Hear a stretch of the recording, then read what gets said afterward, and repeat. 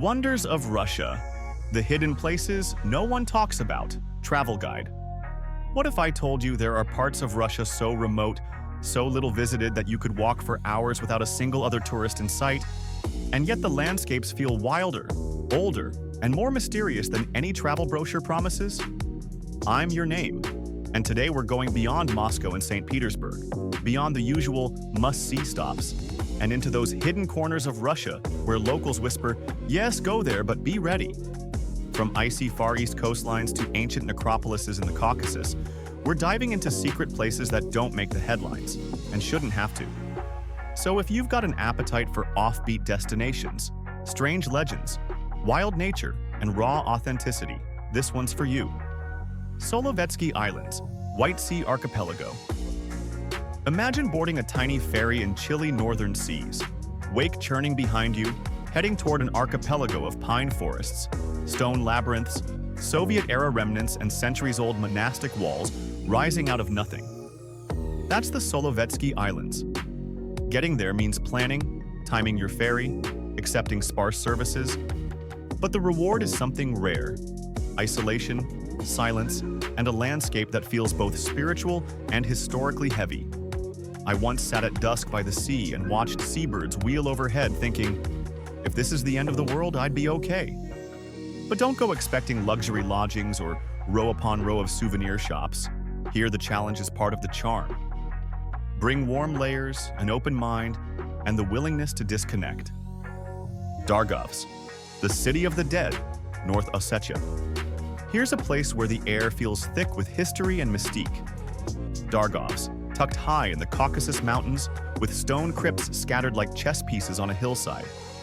Locals call it the City of the Dead. You walk among ancient tombs, listen to the wind, maybe feel a shiver because yes, it's a bit eerie. But that's the point. It isn't built for selfies, it's built for reflection. The challenge?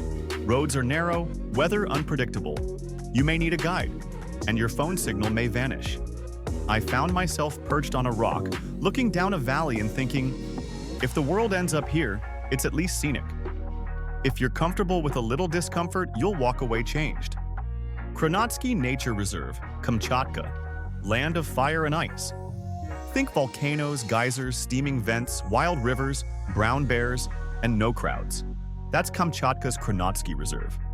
You'll feel smaller than small, but yes, it's remote. Access means flights, boats, maybe rough terrain. Maybe you'll wake to a volcanic rumble instead of an alarm. I remember standing in a sulfur-smelled dawn, watching steam rise from the ground beside me, and asking myself why I didn't do this sooner. But this place also demands respect. Weather flips, logistics matter, ranger rules apply. If you're the kind of traveler who feels alive when challenged, this is one of the world's true wilds. Kizhi Island and the wooden churches, Lake Onega. Step out of the modern world and into a postcard of wooden architecture.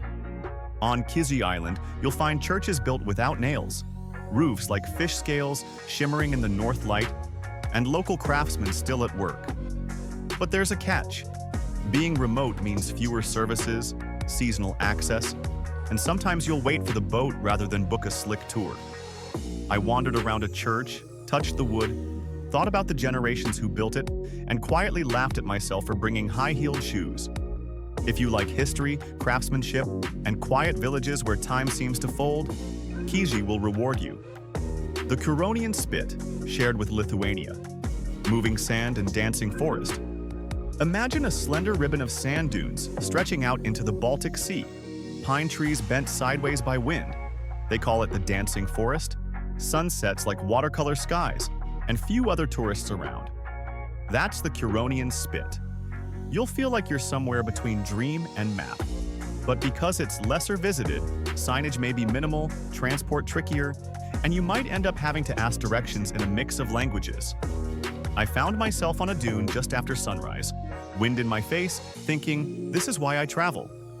Stolby Nature Reserve, Siberia, rock formations and forest silence. Climb, hike, breathe in fresh air, and look out across granite spires rising from Siberian forest. That's what Stolby is about.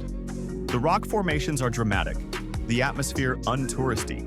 and you will feel like you're discovering something for yourself. But make no mistake, Siberia is large, roads may test your patience, the weather might shift, and you could find yourself alone with the trees. I slipped once on moss-covered rock, laughed at myself, and thought, yeah, that's the story I'll tell. If you crave raw nature and don't mind working for the view, this one's for you. Lake Beloy, Ryazan Oblast, Hidden Lake, Quiet Woods. Here's a lesser-known stop, a deep glacial lake tucked into pine forest in western Russia. Serene, simple, off the radar of most travelers. No big signage, fewer tour groups, just you, the trees, the water. The catch? You'll need to find your way, maybe rent a car. Know that amenities are modest. I sat on a shore, held my coffee, watched fish occasionally surface, and thought, this is the reset I needed. If you're tired of must-see checklists and instead want must-feel, this lake might be perfect. Altai Mountains, the Russian Shangri-La. Somewhere between Siberia, Mongolia, and Kazakhstan lies one of the most breathtaking regions in all of Eurasia, the Altai Mountains. Think emerald lakes, mist-covered valleys, snow-dusted peaks, and nomadic villages that seem unchanged for centuries. It's the kind of place that doesn't feel real until you breathe the air yourself. But make no mistake, getting there isn't simple. Roads can twist through high passes, cell coverage fades fast, and once you're out there, you're out there. I remember riding in a rickety van through the Chuisky-tracked highway, every turn revealing another postcard view, and my driver just grinned and said, now you see why no one leaves. Vladivostok's hidden coastlines, where Russia meets the Pacific. And now let's swing all the way east to the edge of Russia, where the Pacific breeze rolls in, and the city of Vladivostok hides coves and cliffs that even locals sometimes forget exist. This isn't your classic Russian landscape of onion domes and birch forests. It's a collision of Europe and Asia, seagulls crying overhead, salt air, and wild beaches scattered along the primary coastline. I once climbed down to a rocky cove near Cape Tobazina. The waves slammed the shore like a drumbeat, and the air smelled of seaweed and adventure. But here's your heads up. Trails can be steep, paths unmarked, and weather can switch moods like it's auditioning for a movie. And there you have it. 7 under-the-radar places in Russia that most lists skip, but travelers should not. Each one has its quirks. Access might be tricky, amenities modest, but the payoff is real. If you enjoyed this guide, please hit like, subscribe for more travel stories that dig deeper than the postcards, and drop a comment below. Which of these places calls to you most? Or which hidden spot do you know that deserves attention? Share this with someone who's ready to go beyond the tourist trail. Thanks for watching, stay curious, stay respectful of the places you visit. And I'll see you on the next adventure.